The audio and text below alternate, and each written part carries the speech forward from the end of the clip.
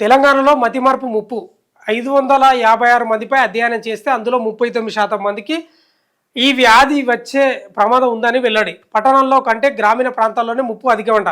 గ్రామాల్లో రోజు ఒకే రకమైన ఆహారమే సమస్యకు కారణం. నిజమే, గ్రామాలలో ఒకటే తింటారు, పెద్దగా ఏం తినరు.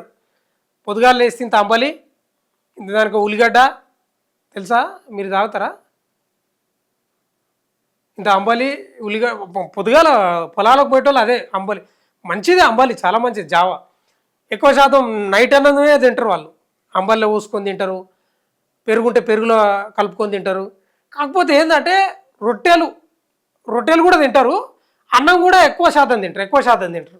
పట్టణంలో కంటే గ్రామీణ ప్రాంతాల్లోనే ముప్పు అధికం. గ్రామాల్లో రోజు ఒకే రకమైన ఆహారమే సమస్య కారణం.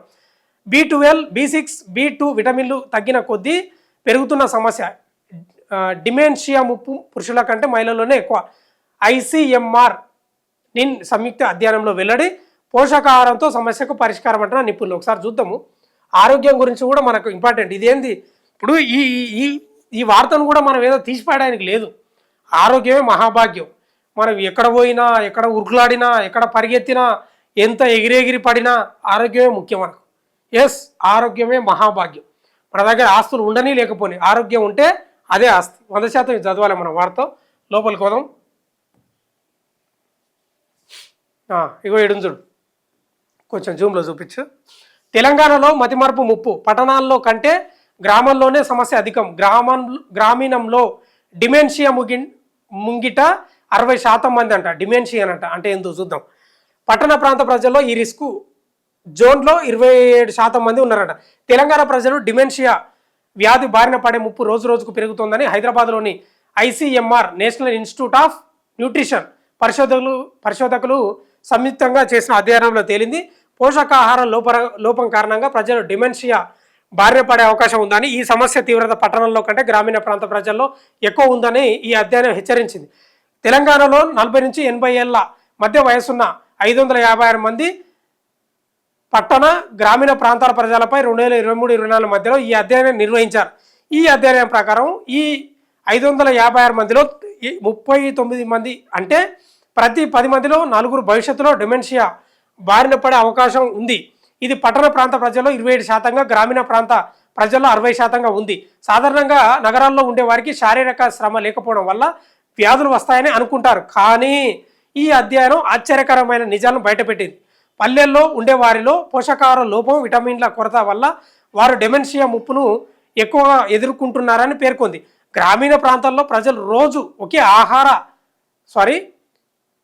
ఒకే తరహా ఆకారాన్ని తీసుకోవడం, పోషకాలతో కూడిన రకరకాల కూరగాయలు, పండ్లను తినకపోవడమే వారిలో డెమెన్షియా ముప్పు పెరగడానికి కారణం అవుతుందని పరిశోధకులు విశ్లేషించారు.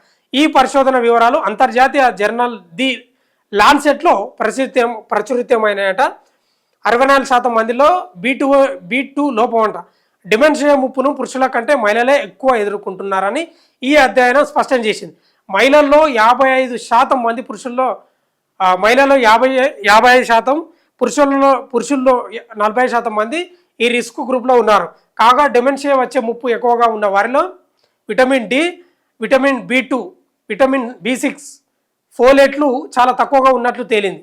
సర్వేలో పాల్గొన్న వారిలో 64% మందిలో B2 లోపం ఉంది. 42% మందిలో విటమిన్ D లోపం ఉంది. 34% మందిలో విటమిన్ B6 లోపం ఉండగా 17% మందిలో B12 లోపం ఉన్నట్టు బయటపడింది. శరీరంలో ఈ విటమిన్ల స్థాయి పడిపోతున్న కొద్దీ మతిమరుపు సమస్య పెరుగుతుందని అధ్యయనం వెలువరించింది. అంటే వీళ్ళు ఇచ్చిన ఈ విటమిన్లు ఉన్నాయా, ఇవన్నీ తగ్గడం వల్ల మతిమరుపు పెరుగుతుందంట. ఏ విటమిన్లు ఎక్కడెక్కడ ఎముకలు